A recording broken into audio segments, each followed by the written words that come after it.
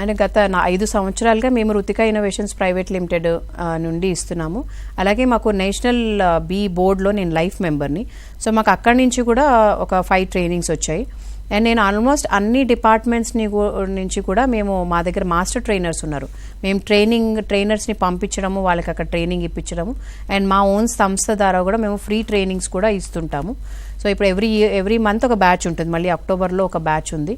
So ఆ ట్రైనింగ్లో మనకి ఈ ప్రాక్టికల్గా ఎక్కువ ఎక్స్పోజర్ అనేది ఉంటుంది. అంటే ఏదో క్లాస్ రూమ్లో కూర్చోపెట్టి చెప్పేది కాదు. ఇది ప్రకృతిలో వెళ్ళడము, వాటిని ఎలా మైగ్రేట్ చేయాలి, ఎలా శాస్త్రీయ పద్ధతిలో వాటిని ఎలా నేర్చుకోవాలి, అంటే అసలు హనీ ఎలా హార్వెస్ట్ చేయాలి, అంటే మనం వాటిని తేనెటీగల్ని డ్యామేజ్ చేయకుండా శాస్త్రీయ పద్ధతిలో తేనె తీసేదాకా కూడా వాళ్ళకి చూపించడము. అలాగే ఎలా వాటిని మైగ్రేట్ చేయాలి, అంటే ఒక దగ్గర నుంచి ఇంకొక దగ్గరికి, ఇక్కడ పూత దశ అయిపోయింది, ఇక్కడ నుంచి ఇంకో దగ్గరికి ఎలా మైగ్రేట్ చేయాలి అనేది. అలాగే వాటికి వచ్చే డిసీజ్ మేనేజ్మెంట్, వాటిలో ఏదైనా రోగాలు వస్తే వాటిని ఎలా కాపాడుకోవాలి.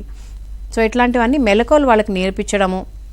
దాంతోపాటు బ్రాండింగ్, ప్యాకింగ్, మార్కెటింగ్ ఎలా చేసుకోవాలి, అండ్ వాటికి కావాల్సినవండి. ఎందుకంటే మేము స్టార్ట్ చేసినప్పుడు మనకి ఇన్ఫర్మేషన్ ఇచ్చేవాళ్ళు చాలా తక్కువ.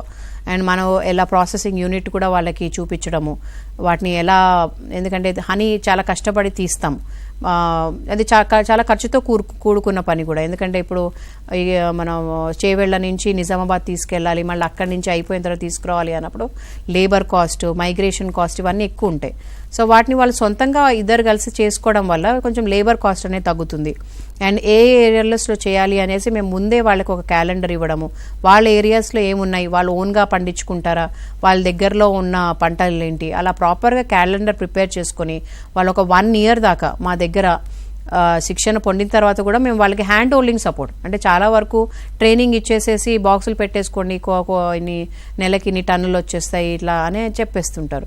కానీ పెట్టుకున్న తర్వాత కదా మనకి వచ్చే ప్రాబ్లం, పెరుగుతే ఏం చేయాలి, తగ్గుతే ఏం చేయాలి, సూపర్లో ఎప్పుడు పెట్టుకోవాలి, సీజనల్గా ఎలా మైగ్రేట్ చేస్తూ ఉండాలి, లోపల ఉన్న ప్రాబ్లమ్స్ ఏంటి, సో ఇవన్నీ, అంటే రాని ఈగ లేకపోతే ఏం చేయాలి, సో ఇవన్నీ కూడా మేము ఖచ్చితంగా సీజనల్ మేనేజ్మెంట్, డిసీజ్ మేనేజ్మెంట్, అంటే వాటికి రోగాలు వస్తే ఎలా వాటిని కాపాడుకోవాలి, ప్రతి ఒక్కటి కూడా మేము ఇవ్వడము. నాతో పాటు ఇంకా 2 ఉంటారు.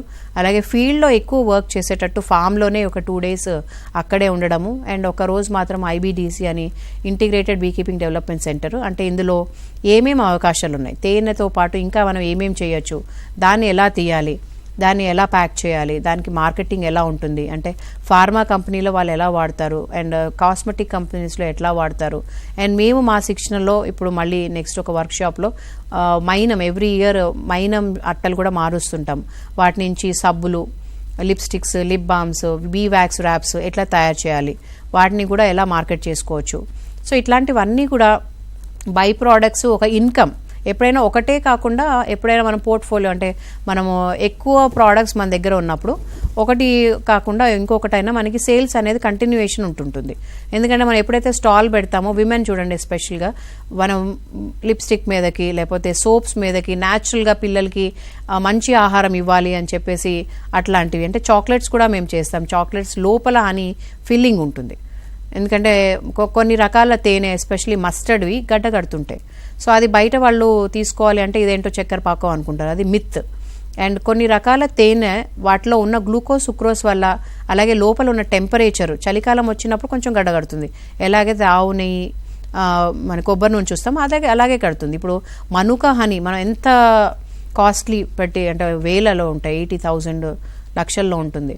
సో అది ఎట్లా, వాళ్ళు గుహలోకి వెళ్ళి తీసి అక్కడ హ్యూమన్ ఇంటర్వెన్షన్ ఉండాలి, అంటే అక్కడ ఎవరు జనసంచారం లేని చోట అట్లానే తీసుకొచ్చిన తర్వాత కూడా ఒక 2 years ఉంచుతారు. వాటిని ఉంచిన తర్వాత వాటిని, అది కూడా గడ్డ కడుతుంది, కానీ వాటిని చర్న్ చేసి దాన్ని క్రీమీ చేస్తారు. బట్ దాన్ని ఒక బ్రాండ్ చేశారు, మనుకా హనీ అని. ఇప్పుడు 80,000, 70,000, ₹1,00,000 అట్లా. సో ఇప్పుడు మన తేనె కూడా గడ్డ కడుతుంది, అది రవ్వగా అవుతుంది. బట్ దాన్ని ప్రాసెస్ చేస్తే అది దాని డీక్రిస్టలైజ్ అవుతుంది. కానీ మనం ప్రాసెస్ చేసినప్పుడు వాటిలో ఉన్న ఎంజైమ్స్ కూడా చాలా వరకు నశించిపోతాయి.